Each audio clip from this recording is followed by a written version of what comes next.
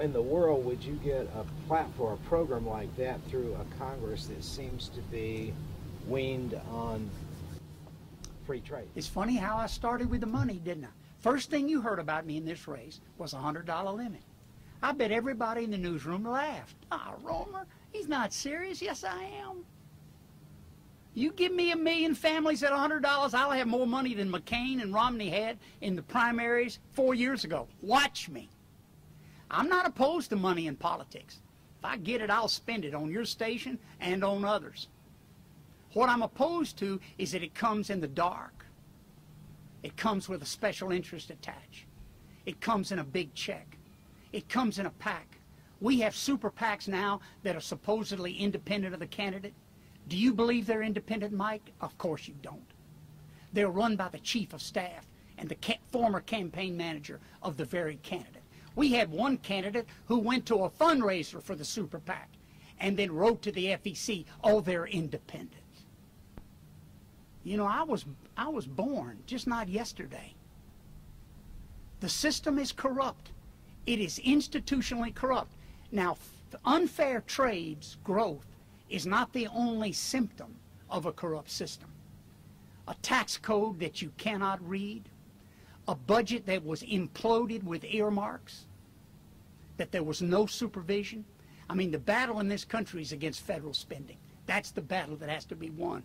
And we need the government to be strong where we need a government, to help people on the bottom, to defend our shores, to prevent unfair trade, to protect America.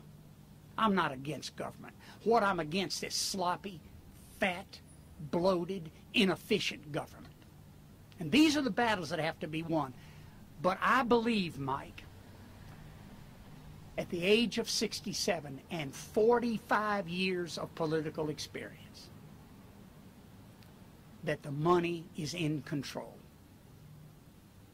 That the special checks and the winks and nods run Washington. And I have 2 pieces of evidence. I'm a banker, and I watched bank reform last year that didn't kill too big to fail. It's still the law. I watched bank reform that didn't reinstitute Glass-Steagall, and it should be done. It's still dead. I watched bank reform that didn't require the mega banks to increase their capital as their size went up. It's not in the law. And I know 2 weeks after the bill passed where the President of the United States was. He's a lawyer. He's not a banker. So I don't hold him to banking standards.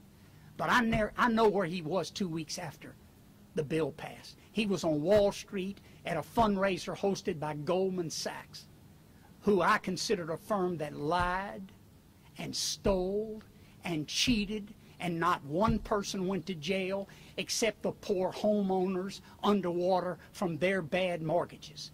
He went to Wall Street and accepted tickets to his fundraiser at $35,000 a ticket.